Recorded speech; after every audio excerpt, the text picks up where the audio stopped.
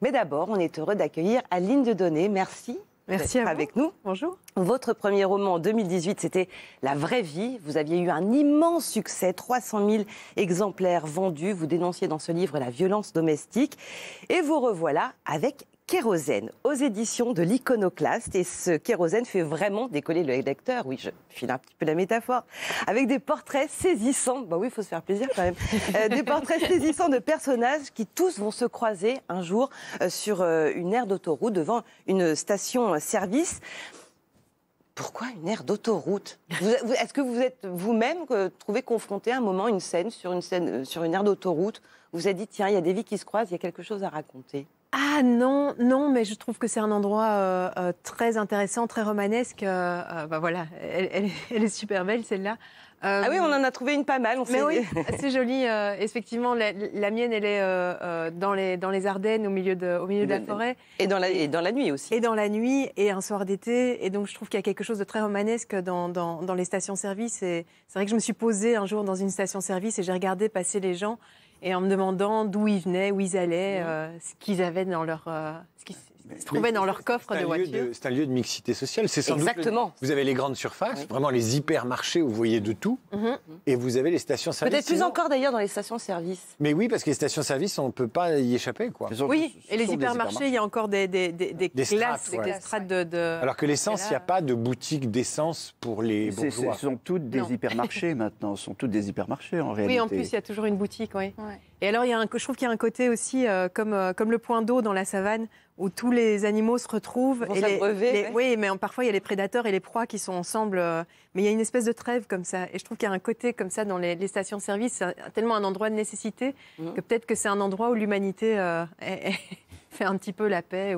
Et vous disiez que c'est romanesque parce que c'est pour vous l'occasion de faire rentrer votre imagination qui est vraiment débordante, parce que vous partez avec 14 personnages et puis vous racontez leurs histoires. C'est entre la pièce de théâtre finalement, parce qu'il y a ce décor unique pour tout le monde, et puis le recueil de nouvelles, parce qu'on peut suivre plein d'histoires, plein de portraits. Et qu'on peut lire effectivement presque indépendamment les unes des autres si on a envie. Est-ce que vous les avez écrites indépendamment les unes des autres? Au départ, oui. Et puis après, quand j'ai compris que j'allais les réunir dans cette station-service, forcément, il y a une trame commune qui s'est tissée. Donc c'est vrai qu'il y a des histoires qui sont difficilement...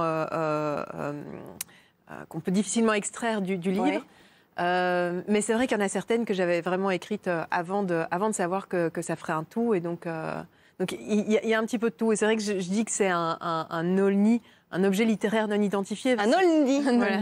C'est joli ça. C'est pas un roman, c'est pas un recueil de nouvelles non plus. Je me suis complètement éclatée, j'ai pris une liberté totale. Mais ça se lit quand même comme un roman. Oui, parce qu'il y a quand même une trame. Exactement. Voilà. Il y a cette vieille dame, Monica. Monica qui... Mais alors, qui était dans la vraie vie, absolument. Monica. Alors, c'est là où vous prenez des libertés totales, parce que Monica vous a dit, ce personnage de la vraie vie, je vais le mettre dans mon deuxième roman. Mais oui, est-ce que vous portez chance ou... J'avais un goût de trop peu par rapport à la vraie vie, c'est-à-dire qu'elle disparaissait vite dans le livre, mais j'y pouvais rien, parce que comme tout était raconté du point de vue d'une petite fille, je ne pouvais pas aller la rechercher dans la forêt, Monica. Mais c'est vrai que c'était un personnage qui m'intriguait, cette vieille dame qui vivait seule dans les bois, et j'avais envie de savoir ce qu'elle devenait. Donc je suis allée prendre de ses nouvelles, parce que là on la retrouve 20 ans après, elle a 90 ans, elle est... Et on vient l'arracher à sa forêt où elle vit finalement à sa maison, très heureuse. Elle doit être expropriée. Voilà, et on lui dit maintenant tu vas aller dans un EHPAD. Et elle dit non. Hors de question. Alors il y a Monica, il y a Alika, la nounou philippine, qui adore les enfants qu'elle garde, mais qui elle-même est considérée comme un meuble. Oui, tout à fait. J'étais tombée sur un article passionnant du Monde diplomatique, et chaque fois j'oublie le nom du journaliste, et j'en suis vraiment désolée, mais sur la domesticité et sur les nounous philippines. Et c'est vrai que ça m'intéressait, ce rapport d'esclavage moderne, en fait, où on a cette femme qui est obligée de quitter ses propres enfants pour aller s'occuper des enfants des autres, pour espérer leur donner un avenir. Et j'avais envie de me glisser dans sa peau le temps d'une histoire où il y a finalement un suspense énorme autour d'une dose de lait en poudre qu'il faut aller rechercher. Ah oui, mais c'est terrible parce qu'on le vit presque comme une scène de crime. Mais oui, parce que l'enjeu est énorme. Son aller simple, son retour éventuel vers les Philippines, et donc la fin de tout tout le projet, malgré tout, qu'elle mène pour ses enfants. Ouais. Alors, dans les moments forts, il y en a beaucoup, évidemment, mais il y a l'histoire de Victoire, sublime mannequin, mais qui a un problème dans la vie, c'est qu'elle a peur de l'eau. Et si elle a peur de l'eau, c'est qu'elle a aussi peur des dauphins. Elle les déteste. Elle les hait. Elle les hait. Et alors, au début, quand on lit l'histoire de Victoire, on se dit, mais comment est-ce possible de haïr un dauphin alors que c'est communément l'animal le plus aimé de tout le monde? Très, très peur, les dauphins.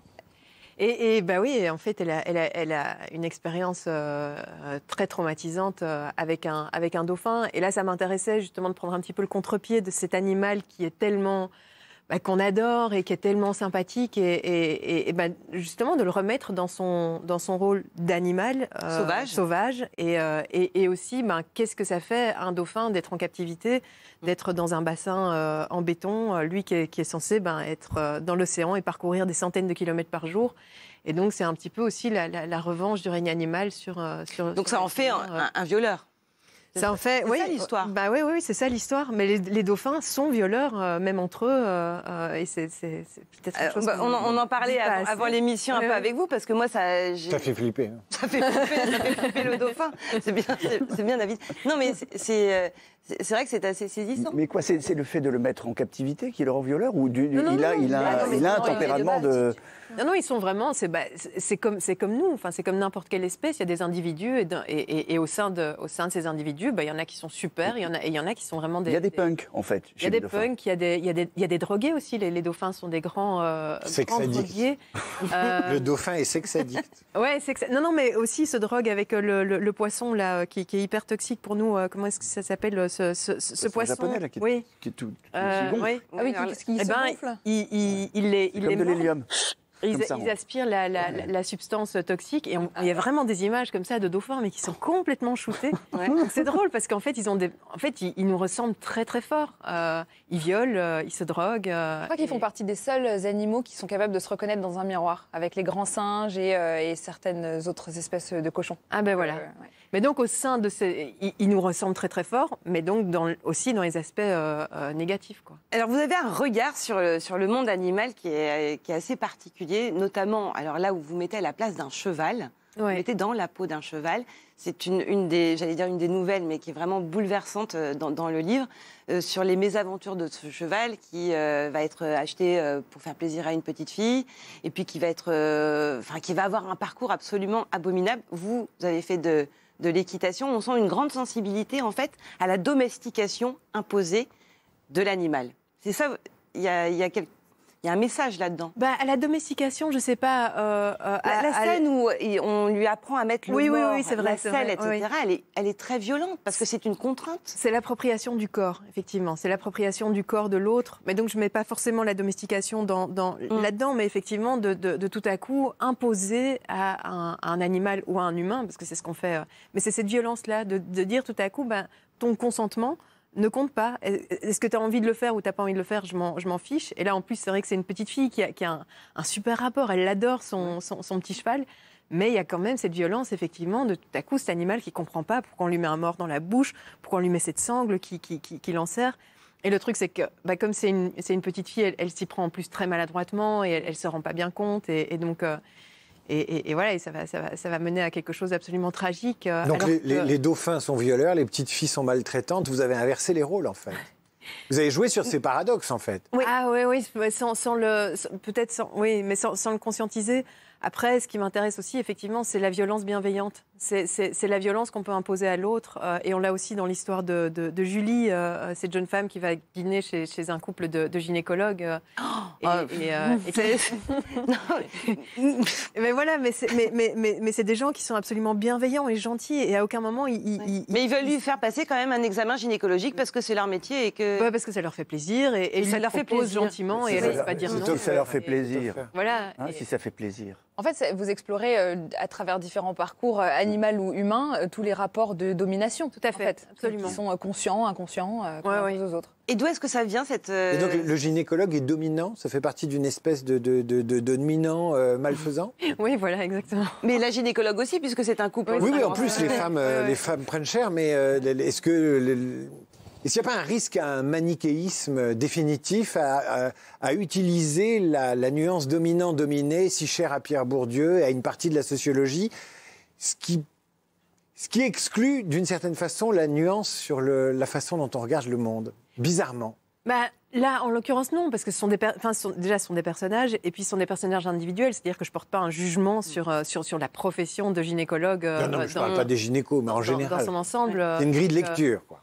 Maintenant, sur le rapport dominant-dominé, de nouveau, moi je mets tout le monde, je pense que tout le monde, dans une certaine mesure, mais se retrouve dans le rôle du dominé et dans le rôle du dominant. Et c'est juste, moi je pense ce qui serait bien, ce serait d'abolir ce rapport-là. Mais donc, vous pensez sincèrement que c'est possible? Je ne sais pas si c'est possible. Franchement, je ne sais pas si c'est possible, mais je pense qu'on part de très très loin et que peut-être aller vers, en tout cas, une amélioration, parce que là, on est quand même dans une société où les rapports de domination sont extrêmement puissants, extrêmement forts, et du coup, les différences sont très très marquées et le sont de plus en plus. En plus, là, on est en train plutôt d'aller dans le mauvais sens. Après, j'ai pas la solution, évidemment, j'en sais rien. Mais c'est vrai que ces rapports-là m'obsèdent. Pourquoi ça vous obsède? Qu'est-ce qui fait qu'on fait ce chemin-là, qui est un chemin de conviction? Peut-être. Après, quand j'écris, je suis pas du tout. Je me dis pas avant d'écrire, tiens, c'est ça le sujet que je vais traiter. Moi, j'écris des histoires pour me faire plaisir, pour faire plaisir aux gens. Donc, je suis pas du tout. C'est pas un essai philosophique. Maintenant, pourquoi est-ce que moi ça m'interpelle? Je devrais voir ça avec ma psy. Mais probablement parce que je viens du côté des dominants. Et que c'est Qu'est-ce que vous entendez par du côté des dominants? C'est un milieu bourgeois? Oui, c'est au niveau des classes sociales. Je viens de la bourgeoisie. Au niveau social, oui. Puis je suis blanche, et puis je suis hétérosexuelle, et puis je suis cisgenre. Enfin, j'ai a priori, à part le fait que je sois une femme, où là, effectivement, le rapport de domination, je peux plus le vivre un petit peu de Vous faites partie de la majorité, en tout cas en Europe. C'est ça que vous voulez dire? Et des ultra privilégiés. Et donc, c'est aussi de me rendre compte ces dernières années, parce que ces questions-là sont vraiment au cœur des débats, et de réaliser déjà cette position privilégiée, dominante que je n'avais pas forcément avant, et puis effectivement de me dire, mais en fait ça ne me convient pas, enfin, j'ai pas envie de ça, j'ai pas envie de bénéficier de ces privilèges-là si ça coûte autant et si c'est aussi délétère pour moi. Et de quel privilège vous avez l'impression de bénéficier? En tant que bourgeoise, la liste serait tellement longue, mais j'ai une éducation, j'ai eu accès à la culture, sur mon corps aussi. On a pris soin de mon corps depuis que je suis toute petite. J'ai été bien nourrie. Quand j'ai eu des problèmes ou des difficultés, j'ai été chez les bons médecins. Je sais pas, j'ai eu un traitement orthodontique. Enfin, c'est tout. Rien que physiquement, rien que la beauté, c'est déjà un privilège. Parce qu'on m'a protégée, parce que mes parents ont eu les moyens de le faire. Ça devrait vous rendre heureuse, tout ça, et ça vous plonge dans une... Bon, elle n'a pas l'air malheureuse non plus. Non, mais ce que je veux dire, vous faites cet inventaire à l'après-vert des dons qui vous ont... des faits qui se sont penchés sur votre berceau à la naissance. En plus, il y a le talent, puisque vous vendez des livres. C'est l'horreur. Non, je suis super heureuse et hyper reconnaissante en plus de tout ça. C'est juste de savoir que c'est des vases communicants et que ces privilèges-là, c'est pas de nouveau. Quand est-ce que vous avez commencé à vous en rendre compte justement de ces privilèges et du coup à déconstruire dans un sens C'est assez récent, hein. C'est assez récent. Non, évidemment, à 20 ans, je savais très bien que je venais d'un milieu privilégié, mais que c'était... Le truc, c'est que moi, quand j'ai grandi, on m'a toujours dit, en gros, si tu veux y arriver, tu y arriveras. Si on a avec de la volonté. Voilà, si on a des privilèges, c'est parce qu'on les a mérités. Et la vie m'a fait réaliser que non, en fait, non, pas du tout. Il y a quand même, il y a ma naissance qui m'a placée plus loin que la ligne de départ de tout. Où j'étais sur la ligne de départ, mais il y en a d'autres qui sont partis avec des kilomètres de retard. Donc, Et quels sont les privilèges que vous êtes prêts à abandonner? L'orthodontie. Non, mais par exemple, je sais pas. C'est une grande question. Tout à l'heure, Isabelle a dit que vous montiez à cheval. Vous avez pris conscience aujourd'hui de la violence qui est faite aux animaux et aux chevaux en particulier. Est-ce que vous continuez à monter à cheval, par exemple? Non, ça je fais plus. Mais c'est pas. Honnêtement, je n'ai pas arrêté de monter à cheval pour des raisons éthiques. Par contre, j'ai arrêté de manger de la viande pour des raisons éthiques. Et ça. Totalement. Complètement. Moi, j'ai libéré mon chien sur la 13. Ce week-end. Je dis, vas-y, va-t'en. Non, alors là, le jour où vous abandonnerez le chien, pas une seule seconde. Vous ne serez plus le bienvenu dans le mag, et c'est sûr que vous ne le ferez jamais. Non, mais après, c'est la grande question aussi de ce qu'on peut faire au niveau individuel. Et puis, voilà, évidemment, non, je n'ouvre pas ma porte à tous les SDF de ma rue parce que ça me déchire de voir des gens dormir dehors. Bien sûr que non, je sais très bien qu'au niveau individuel, je ne peux pas résoudre tous les problèmes du monde. Après, il y a des choses que je fais, il y a des choses, effectivement, où j'essaye de moins participer à ce que je trouve abominable. Mais après, c'est complètement structurel et c'est comment est-ce que je pourrais faire, moi, pour changer la structure. C'est ce qu'on appelle le woke, en fait. C'est ce qu'on appelle aux États-Unis le woke. Oui. Il y en a qui sont tomahawk, mais woke. Mais vous réglez des comptes aussi, et avec beaucoup d'humour, avec beaucoup de férocité, et par le prisme du roman. C'est une façon aussi de rendre. Évidemment, oui, tout à fait. C'est complètement cathartique. Je pense à Shelley, par exemple, la prof de pole dance, un peu influenceuse, qui devient meurtrière. Ouais. Est-ce qu'il y a un peu de vous là-dedans? Non pas sur le pole dance, mais sur... est-ce qu'un moment... Et encore Non, mais quand est-ce qu'on peut avoir envie de tuer son conjoint? Quand il mange des chips dans le paquet et que c'est plus MacGyver, le MacGyver qu'on a épousé au début.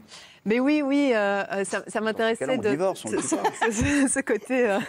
Non, mais il y a un côté vraiment jouissif quand même. Voilà, dans cette... évidemment, le côté outrancier dans et oui, Shelley, c'est vraiment l'incarnation de la dominante qui jouit de ça et ça m'intéressait de voir. Elle vit, de toute façon, elle vit dans le meilleur des mondes, puisqu'elle est là dans son gros humeur. Et toutes les questions que je me pose, pour le coup, elle ne se les pose pas du tout. Ouais. Mais il y a beaucoup de moi, bien sûr, dans elle, comme il y a beaucoup de moi dans tous les personnages. Mais effectivement, ça m'amuse de pousser le truc à l'extrême et de me dire, tout à coup, je peux en avoir tellement marre d'un paquet de chips que... Mais vous aimez bien faire se côtoyer des univers qui, a priori, semblent complètement improbables. Dans Amarula, la nouvelle, la première, vous faisiez se rencontrer une jeune vendeuse de sex toys avec un onagénaire. Ouais. D'ailleurs, on la retrouve. Non, mais c'est pour vous dire la fantaisie et l'imagination. Non, mais c'est vraiment très savoureux à lire. Et d'ailleurs, la vendeuse de sextoys, on la retrouve parce que c'est Juliette. Oui. Elle s'appelle Juliette et c'est la Juliette qui est dans Kérosène. Après, ça, c'est des liens que je suis la seule à connaître. Mais oui, mais voilà. Et puis les vieux, ça m'amuse aussi, effectivement, de casser un petit peu de casser les clichés, effectivement, d'avoir un onagénaire qui tout à coup a envie de savoir ce qu'il y a dans cette mallette de sextoys, parce que lui, il n'a pas connu tout ça. Il est peut-être onagénaire, en fait. Voilà. Un onaniste de 90 ans. Ouais, il est pas loin d'en mourir. Et comment vous faites pour vous projeter pour vous mettre dans la peau de ces personnages? Parce que là, il y a 14 personnages avec le cheval, et on parle de plus en plus en ce moment de est-ce qu'on a le droit d'écrire ou de se mettre dans la peau de personnes qui n'ont pas les mêmes expériences que nous? Les Asiatiques doivent écrire sur la communauté asiatique. Si on est noir, on écrit sur la communauté noire, etc. Sinon, c'est une forme d'appropriation culturelle et d'appropriation des expériences vécues des autres. Comment vous faites-vous pour passer d'un personnage à l'autre? Est-ce que vous avez rencontré des gens qui étaient justement qui étaient des personnes âgées? Est-ce que vous avez rencontré des chevaux, oui, j'imagine. Un cheval, discuter avec eux, c'est plus compliqué. Une truie aussi, d'ailleurs, il y a une truie. Oui, aussi. Non, j'avoue qu'au moment où j'écris, je ne m'embarrasse pas de ces questions-là. Après, évidemment, ça ne me viendrait pas à l'esprit de raconter l'histoire d'un réfugié qui traverse la Méditerranée et de me mettre en tête de vouloir écrire son histoire de son point de vue. Et pourquoi donc?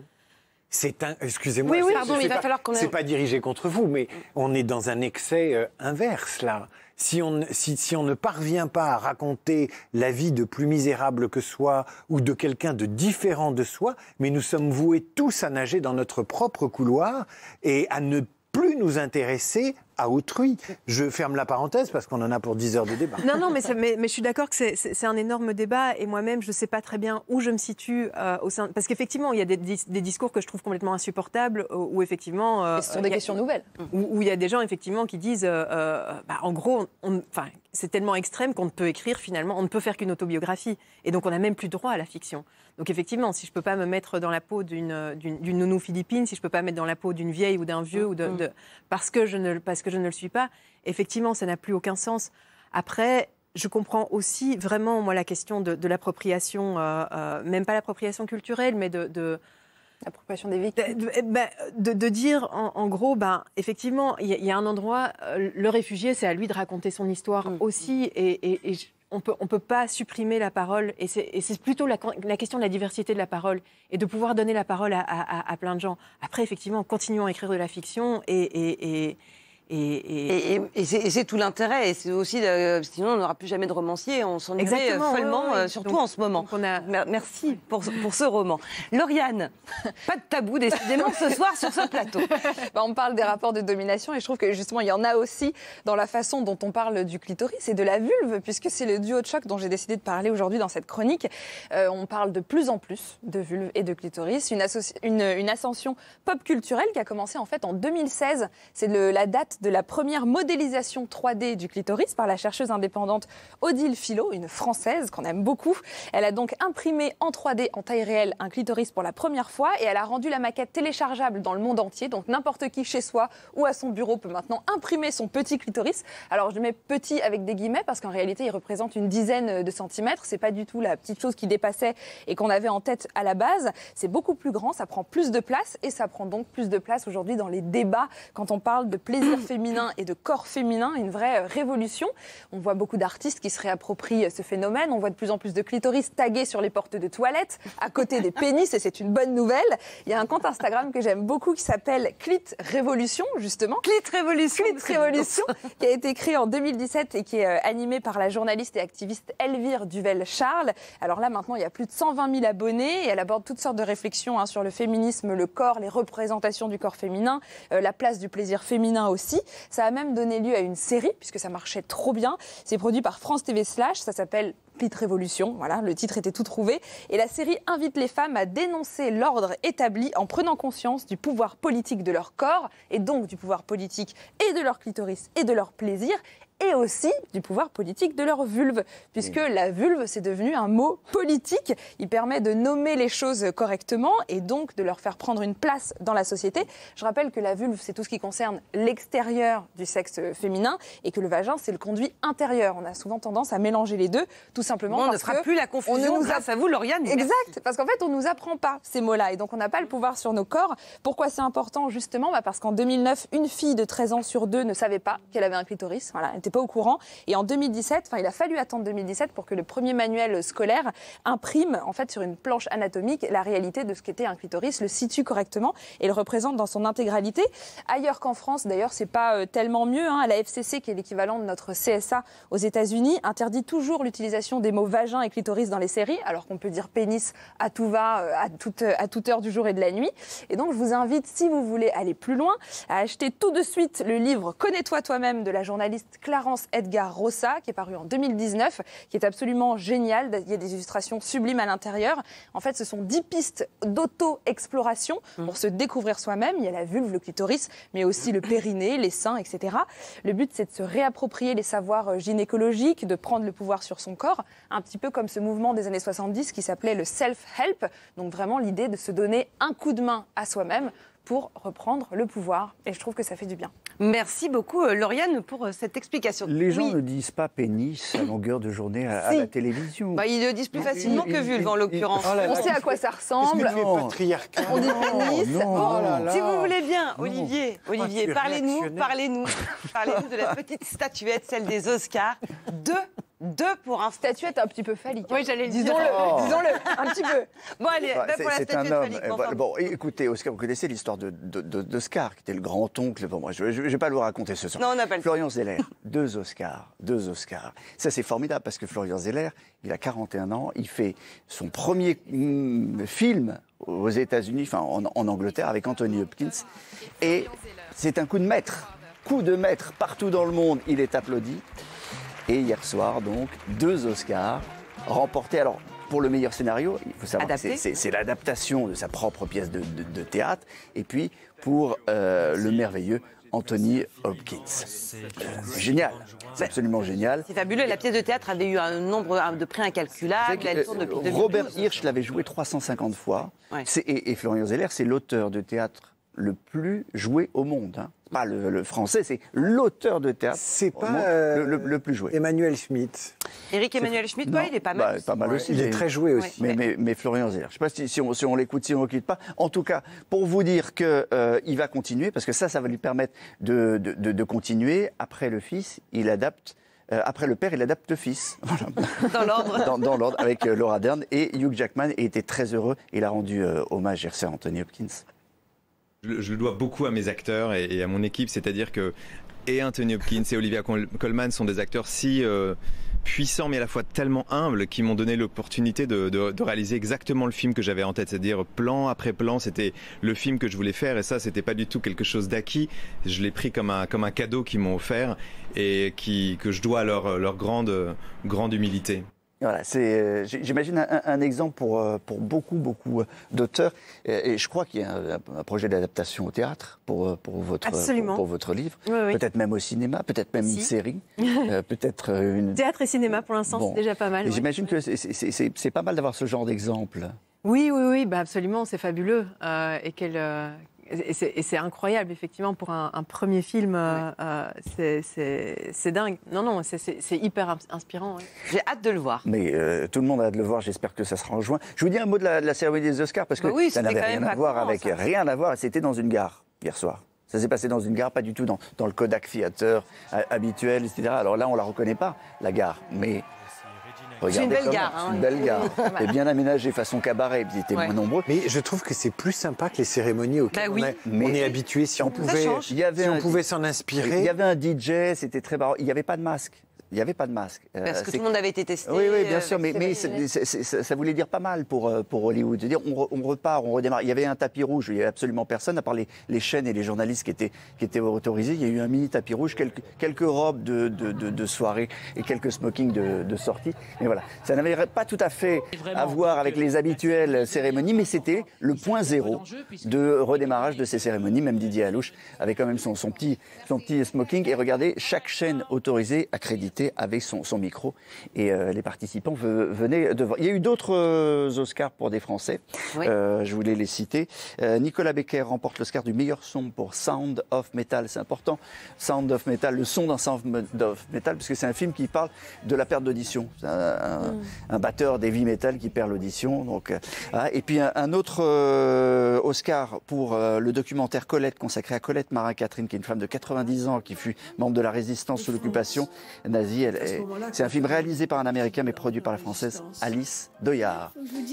Et puis les autres grandes récompenses quand même. C'est surtout Frances McDormand. Elle est quelle formidable. actrice. Frances, elle est géniale. Pour Nomadland, touchante, émouvante dans ce film de Chloé Zhao. Chloé Zhao, c'est une réalisatrice chinoise qui vit aux États-Unis.